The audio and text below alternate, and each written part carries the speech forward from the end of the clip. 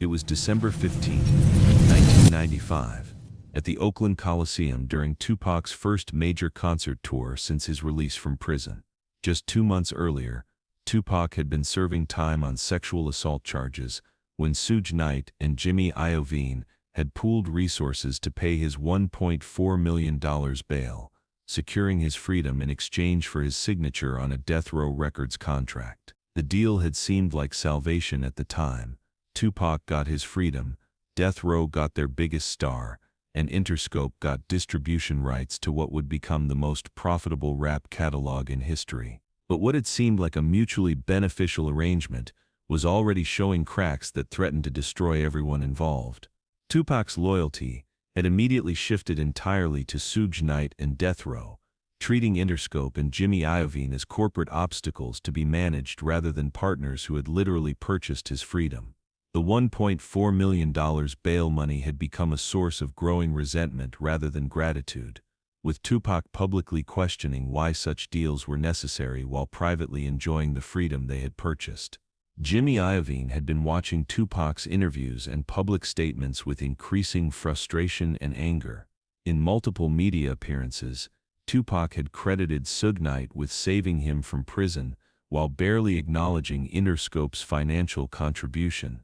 More troubling were the subtle but persistent attacks on corporate record labels that seemed designed to position Death Row as authentic while portraying Interscope as exploitative. The final straw had come 3 days before the Oakland concert, when Tupac gave an interview to The Source magazine in which he described his bail situation as another example of how the system tries to control black artists through debt. The comment had been widely interpreted as a direct attack on Iovine and Interscope, suggesting that the bail money was a form of financial manipulation rather than genuine support. What Tupac didn't know was that Jimmy Iovine had decided that public disrespect required a public response, and that he was planning to confront him in the most visible way possible, in front of 30,000 fans during the biggest concert of his comeback tour. The evening had started as a celebration of Tupac's return to prominence. His performance was electric, showcasing the artistic growth and emotional intensity that had developed during his time in prison. The crowd was completely engaged, understanding that they were witnessing a historic moment in hip-hop culture. But everything changed when Jimmy Iovine appeared in the wings during the second half of the show, carrying a briefcase and accompanied by several Interscope executives and security personnel. His presence backstage immediately created tension, as everyone understood that record label CEOs didn't typically make unannounced visits to artists' concerts without serious business to conduct. Tupac was in the middle of performing Me Against the World when he noticed the commotion in the wings. His first instinct was concern that there might be some kind of security threat or legal issue that required his attention. But when he saw Jimmy Iovine's expression and the briefcase in his hand, he immediately understood that this was about business, money, and the loyalty that money was supposed to purchase. The music gradually stopped, as band members realized something significant was happening. 30,000 people fell silent, as they sensed they were about to witness something that went beyond entertainment into genuine industry drama. "Tupac," Jimmy Iovine said as he walked onto the stage, his voice carrying clearly through the venue's sound system. "I think it's time we had a conversation about gratitude, loyalty, and the $1.4 million that bought your freedom." The crowd's reaction was immediate shock and confusion. They understood they were witnessing something unprecedented. A record label executive publicly confronting an artist during a live performance about financial and business issues. "Jimmy," Tupac responded, his voice showing surprise but also wariness about where this confrontation was heading. "What are you doing here? This isn't the time or place for business discussions." "Oh, this is exactly the time and place," Jimmy replied, setting the briefcase on a speaker and opening it to reveal what appeared to be legal documents, contracts, and financial statements. "Because you've been conducting your business in public, talking about me and my company in interviews, without telling the whole truth about our relationship." The crowd was now completely engaged, understanding they were about to witness something that would expose the often hidden financial dynamics between artists and executives. "What truth are you talking about?" Tupac asked, but his voice showed that he already had some idea of what Jimmy was referring to. I'm talking about the truth that you seem to have forgotten, Jimmy said, holding up what appeared to be bail bonds and legal documents. The truth about who actually paid for your freedom when you were sitting in a cell facing years in prison. The implication was clear and devastating. Jimmy was about to expose the financial details of Tupac's bail arrangement in front of 30,000 people, information that would fundamentally change how the audience understood their hero's return to prominence. "You want to talk about the truth?" Tupac responded, his voice rising with what sounded like genuine anger. "Let's talk about the truth about how your company makes money off artists while pretending to support them." "Support?" Jimmy's voice exploded with fury. "Tupac, I didn't pretend to support you. I wrote a check for $1.4 million to get you out of prison when nobody else would. And instead of gratitude, instead of loyalty, you've spent 2 months attacking me in interviews while living off the freedom that my money bought." The crowd's reaction was immediate and complex. Many fans were hearing for the first time about the specific financial arrangements that had secured Tupac's freedom, and the information was forcing them to reconsider their understanding of his independence and authenticity. "Your money?" Tupac repeated, his voice carrying dangerous anger. "Jimmy, that wasn't charity. That was an investment. You paid my bail because you knew you'd make millions off my music, not because you cared about my freedom." "Of course it was an investment," Jimmy shot back, "but it was also a risk. It was $1.4 million that could have been lost forever if you had violated your bail conditions or failed to live up to your contracts. And instead of acknowledging that risk, instead of showing any appreciation for the faith we showed in you, you've been publicly disrespecting the people who saved your career." The accuracy of Jimmy's accusations was becoming clear to everyone listening, and the crowd's energy was shifting as they realized they were witnessing a legitimate grievance rather than simple corporate harassment. But Tupac's response would prove that he wasn't going to accept Jimmy's characterization of their relationship without fighting back. "Faith?" Tupac asked, his voice now carrying the kind of controlled intensity that had made him legendary. "Jimmy, you didn't show faith in me. You showed faith in your ability to profit from me. There's a difference between supporting an artist and buying an artist." "Buying?" Jimmy's voice rose with incredulity. "Tupac, I paid your bail. That's not buying someone. That's saving them from prison. And the fact that you can't tell the difference explains everything that's wrong with this relationship." The philosophical nature of their disagreement was making it clear that this wasn't just about money or contracts, but about fundamentally different views of what business relationships should be and how loyalty should work in the entertainment industry. "Let me ask you something, Jimmy," Tupac said, walking closer until they were face to face at center stage.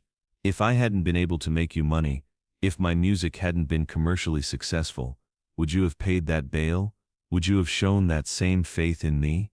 The question was devastating because everyone listening knew the answer, and Jimmy's hesitation before responding confirmed what they already understood. "Business decisions are based on business factors," Jimmy said, apparently trying to defend his position. "But that doesn't mean the support wasn't real. That doesn't mean the risk wasn't genuine." "There it is," Tupac said, turning to address the crowd directly. "Y'all just heard it. Business decisions based on business factors. That's what my freedom was to him. A business decision." The crowd's reaction was immediate and supportive of Tupac, understanding that he was articulating something they felt about corporate involvement in hip-hop culture. But Jimmy's response would prove that he wasn't going to let Tupac control the narrative without exposing some uncomfortable truths of his own. "You want to talk about business decisions?" Jimmy asked, pulling more documents from his briefcase. "Let's talk about the business decisions you've made since getting out of prison. Let's talk about how you've used your freedom to attack the very people who provided it." He held up what appeared to be magazines and transcripts of interviews. "Should I read your quotes to these 30,000 people?" he asked. "Should I share what you said about corporate record labels being modern slave masters? Should I tell them how you described your bail situation as financial manipulations while living in mansions paid for by the success that my distribution deal made possible?" The exposure of Tupac's specific quotes was damaging because it showed the extent to which he had been publicly attacking Jimmy and Interscope while benefiting from their business relationship. "Those quotes were about the industry in general," Tupac said, But his voice lacked conviction because everyone listening understood that the comments had been specifically directed at his situation with Interscope. General industry criticism? Jimmy repeated. Tupac, you mentioned me by name in 2 different interviews. You specifically talked about your bail arrangement as an example of corporate control. You turned our business relationship into a political statement about exploitation while continuing to cash the checks that relationship generated. The crowd was now witnessing something unprecedented. A record executive successfully arguing his case against a major artist in front of the artist's own fans, and doing so in a way that was exposing real contradictions in the artist's public persona. But what happened next would transform the confrontation from embarrassing to genuinely dangerous. You know what? Tupac said, his voice now carrying the kind of cold fury that people who knew him had learned to fear. You're right. I have been talking about you in interviews. I have been criticizing our business relationship in public. You want to know why? He turned to address the entire crowd, apparently deciding that if this confrontation was going to be public, he was going to tell his complete side of the story. Because Jimmy Iovine and executives like him don't just buy artists' music. Tupac continued, his voice rising with passion. They buy artists' silence. They buy artists' loyalty. They use money as a leash to control people who might otherwise speak truth about how this industry really works. The crowd's reaction was electric, understanding that they were witnessing Tupac articulate a broader critique of music industry power dynamics. That $1.4 million wasn't just bail money, he continued. It was a down payment on my independence. It was the price of keeping me grateful and quiet while they made millions off my creativity, my pain, and my experience. Jimmy's response showed that Tupac's broader critique had hit him harder than any personal attack could have. So that's what this is about? Jimmy asked, his voice now carrying genuine hurt along with the anger. You think I'm trying to control you? You think the money was about buying your silence rather than supporting your career? I think you're a businessman who's used to getting what you pay for, Tupac replied. And I think you're learning that you can't buy authenticity, you can't buy loyalty, and you definitely can't buy my silence about how this industry treats artists. The philosophical nature of their conflict was making it clear that this went far beyond simple business disagreements into fundamental questions about artistic independence, financial obligation, and the ethics of music industry relationships. But what Jimmy revealed next would change the entire dynamic of the confrontation and potentially threaten everything Tupac had built since his release from prison. Authenticity? Jimmy said, pulling one final document from his briefcase. Tupac, you want to talk about authenticity? Let's talk about the authenticity of your bail arrangement. Let's talk about the conditions that were attached to that $1.4 million. The crowd sensed that Jimmy was about to reveal something significant and potentially damaging about Tupac's legal and financial situation. What conditions? Tupac asked.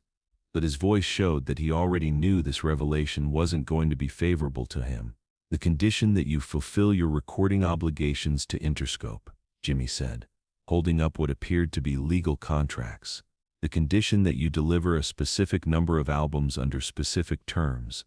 The condition that you participate in promotional activities and maintain professional relationships with label personnel. The revelation that Tupac's bail had come with specific performance obligations was new information to most of the crowd, and it fundamentally changed how they understood his freedom and independence. Those conditions, Jimmy continued, which you've been violating with every interview where you attack the label, every public statement where you question our business practices, every action that suggests you think the money was charity instead of a business investment with mutual obligations. The legal implications of what Jimmy was saying were becoming clear. If Tupac had indeed violated the conditions of his bail arrangement, he could potentially face legal consequences that would threaten his freedom and career.